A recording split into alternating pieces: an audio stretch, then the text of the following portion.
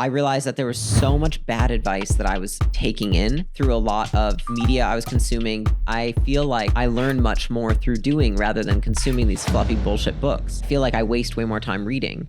I was like, I'm just gonna find out for myself. I just realized I have to trust myself a lot more and also trust that I'll fail, but that I can figure it out. It can't be that hard.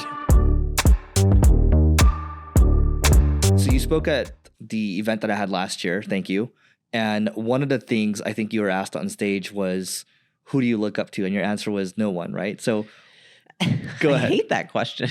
I like the answer though. Like, so the answer is more impressive to me. It's like, what is the grand vision here, right? Because look, Alex's mission is to educate, right? I'm just wondering, like, what are the primary drivers for you? What's the end vision?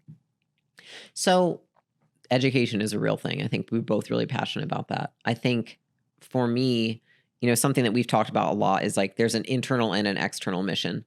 And I think that Alex has a mission that's for the greater community. Mm-hmm. And my mission with acquisition.com is, how do I build a 10, 20, $100 billion company through encouraging people, really caring about people, helping people develop, helping people grow, and not turning into one of these very punishing organizations, typical PE, typical big corporate, typical bureaucracy, which I understand why that accumulates over time. I know we'll get there, but I want to get there in a way that builds a culture based off praise, not punishment. Mm-hmm. And that's really what I focus on, is like everything that we've built. Everyone always looks at the tactics and the funnel and the sales and this and that. And I'm just like, that's fine. It's a waste of fucking time though, because the reason that we have built this, it is the team. Yeah, it's the team. It's not like me and Alex are in there doing all that stuff all day. It's the team. And why is it that we're able to get people that are so talented and that want to work here and they stay a decently long time, and they're very loyal, and it's because of the way we treat them.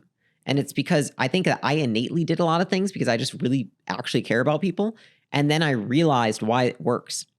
And it's so contrary to most management that's taught that I just really I don't want to talk about it right now. I just want to do it. And then in 10 years, people will be like, how'd you do it? And then I'll be like, there's proof.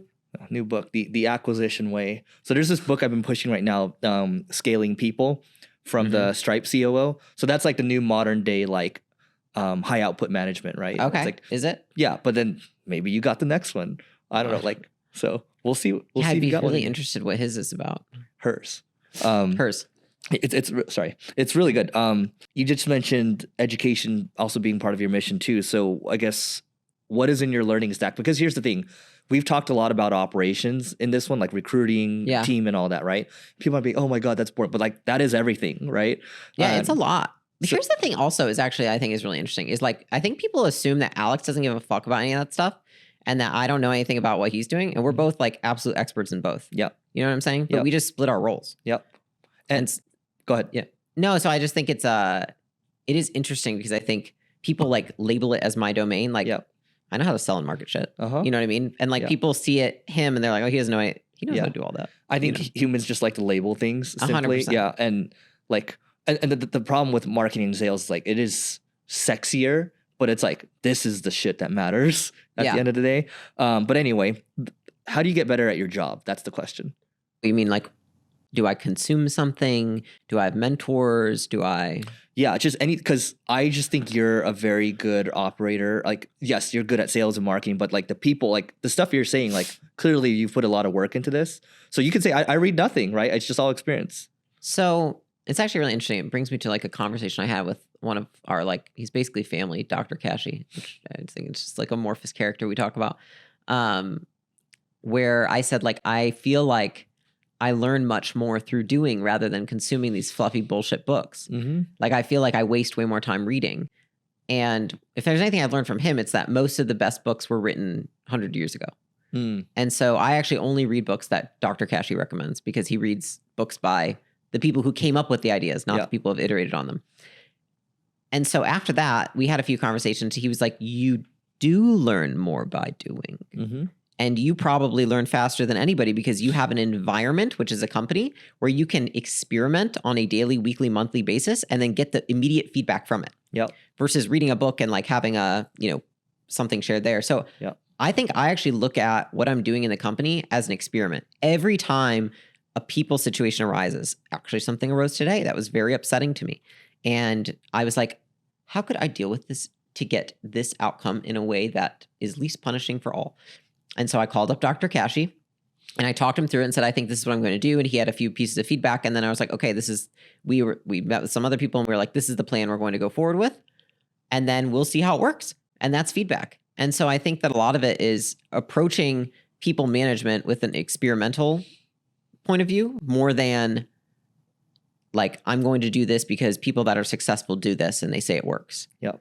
And I think that's what has taught me so much, has just been approaching everything as an experiment and then taking those learnings and then applying them going forward. I think that's been what's most helpful. And I think also just leaning into, for me, I realized that there was so much bad advice that I was taking in through a lot of forms of media I was consuming, books I was consuming. And so I was like, fuck, I'm just going to find out for myself. You know what I mean? Yep. And I think taking a very like first principles approach to everything, even with building acquisition.com, everyone's like, you really need to get a mentor in private equity. I'm like, why the fuck would I want a mentor in private equity? Yeah. Like, have you seen what their businesses and lives look like? And most of them?